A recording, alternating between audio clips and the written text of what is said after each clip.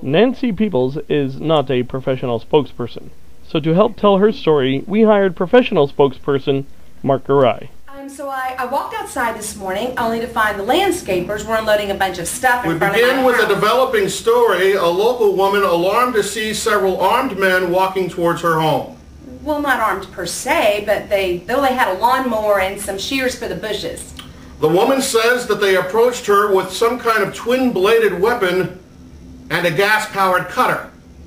Well, yeah, I guess that's okay. Well, anyway, I was confused because it's Tuesday and... The woman told this newscaster she was so alarmed she lost track of time.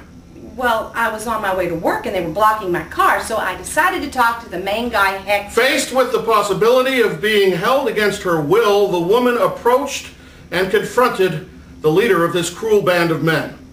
It's just Hector, and I've known him for a while. She was stunned to realize she knew the suspect.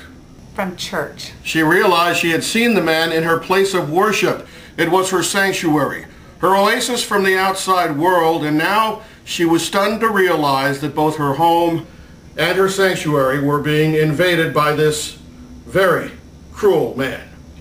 Well, I wouldn't say cruel, although he did run over my new rose bush. He had killed before.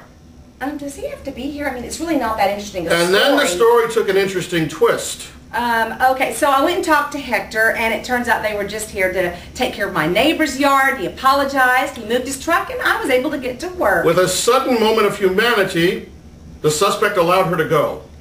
That's why I was late to work. But not without a price.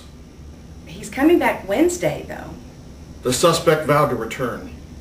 This is not how my story went. I don't know what you were doing. Professional spokesperson Mark Garay, telling the story to the people of Houston when they're too boring to tell it themselves.